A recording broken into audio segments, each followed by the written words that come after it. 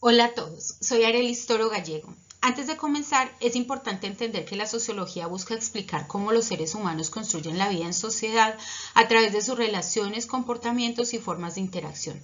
Muchas veces pensamos que la sociedad está formada únicamente por instituciones grandes como el Estado, la economía o la política. Pero varios autores han demostrado que la vida social también se construye en las experiencias cotidianas, en las conversaciones, las emociones, los símbolos, los rituales y las relaciones que tenemos diariamente con otras personas. Por eso, en esta exposición voy a abordar diferentes perspectivas sociológicas que permiten comprender cómo se produce la interacción social y cómo a través de ella las personas construyen identidades, vínculos y formas de convivencia. Me centraré en 4 categorías analíticas principales. La primera es el ritual en Emile Durkheim, la segunda es la intersubjetividad en George Herbert Mead, la tercera son las cadenas de interacción y las emociones en Randall Collins y por último, la creatividad y la contingencia en Hans Joas. Además de explicar las ideas principales de cada autor, también mostraré ejemplos de la vida cotidiana para entender cómo estas teorías siguen presentes en situaciones que vivimos todos los días. Primero, el ritual de Durkheim. Plantea que los rituales cumplen una función especial en la sociedad. En su obra, Las formas elementales de la vida religiosa, explica que los rituales permiten separar lo sagrado de lo profano y fortalecer la cohesión social. Para Durkheim, cuando las personas participan juntas en ceremonias, celebraciones o prácticas colectivas, comparten emociones y valores que fortalecen el sentido de pertenencia al grupo. Lo importante aquí es entender que los rituales no son únicamente religiosos, también están presentes en actividades sociales y culturales de la vida cotidiana.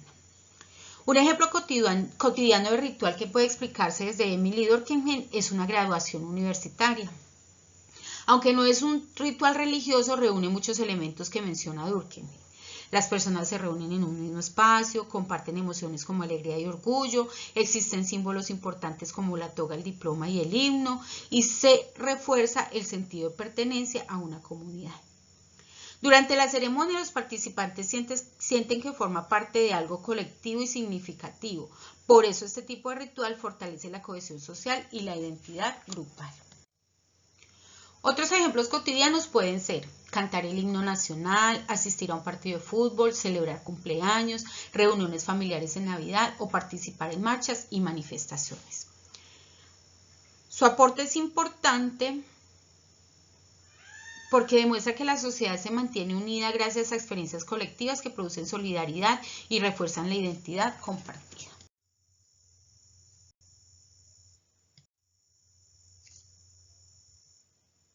En segundo lugar, tenemos a George Herbert Mead, que desarrolla el concepto de intersubjetividad desde el interaccionismo simbólico.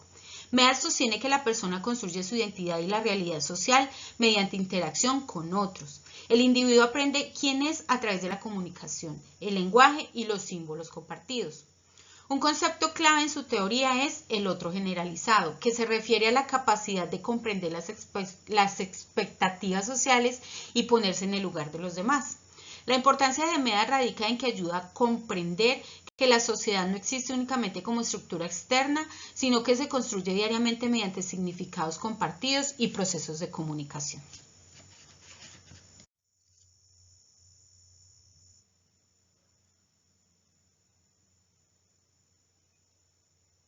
Un ejemplo cotidiano de la teoría de George Herbert Mead puede verse en un salón de clases.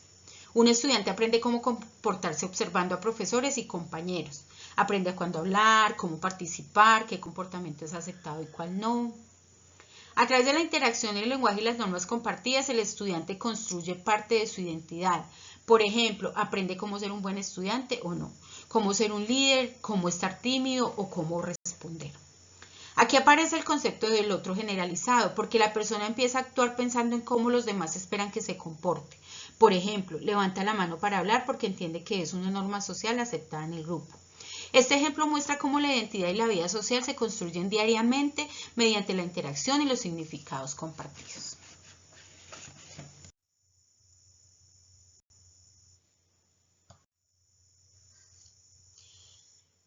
Por otro lado, está Randall Collins, quien desarrolla la teoría de las cadenas de rituales de interacción.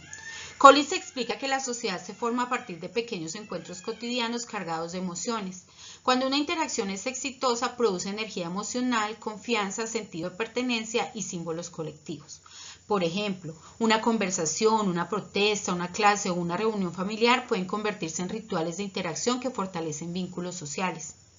Collins considera que las emociones son fundamentales para entender la vida social porque influyen en la creación de grupos, identidades y relaciones de poder.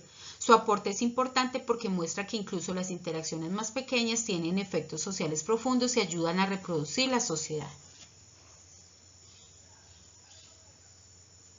Un ejemplo cotidiano de la teoría de Randall Collins puede verse en una reunión entre amigos. Cuando un grupo de amigos se reúne,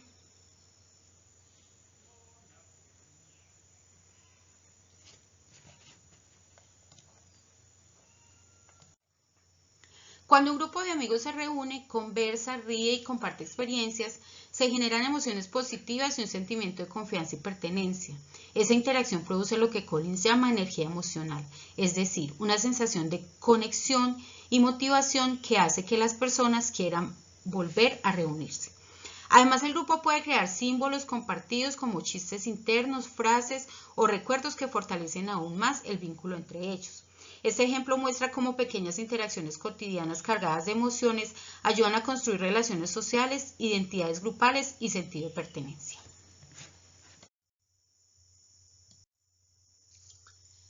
Finalmente tenemos a Hans Joas con la creatividad y la contingencia.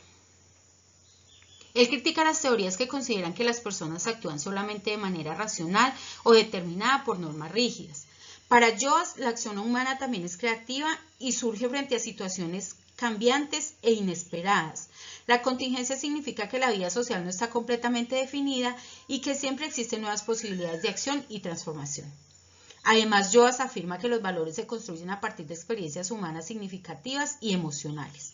Su aporte es importante porque permite entender que la sociedad no es algo estático, sino un proceso dinámico donde las personas crean constantemente nuevas formas de actuación y de relacionarse. Un ejemplo cotidiano de la teoría de Hans Joas puede verse durante la pandemia y las clases virtuales. Antes, muchas personas estaban acostumbradas inicialmente únicamente a clases presenciales y formas tradicionales de estudio, pero cuando apareció una situación inesperada, estudiantes y profesores tuvieron que actuar creativamente.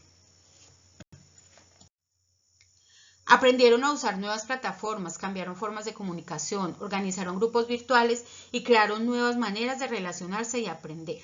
Eso muestra la idea de contingencia porque la situación social cambió de forma imprevista y obligó a personas a adaptarse. También refleja la creatividad humana, ya que las personas no actuaron solamente siguiendo normas rígidas, sino buscando soluciones nuevas frente a una realidad diferente. Según Joas, este tipo de experiencias demuestra que la sociedad está en constante transformación y que las personas crean nuevas formas de actuar según las situaciones que viven.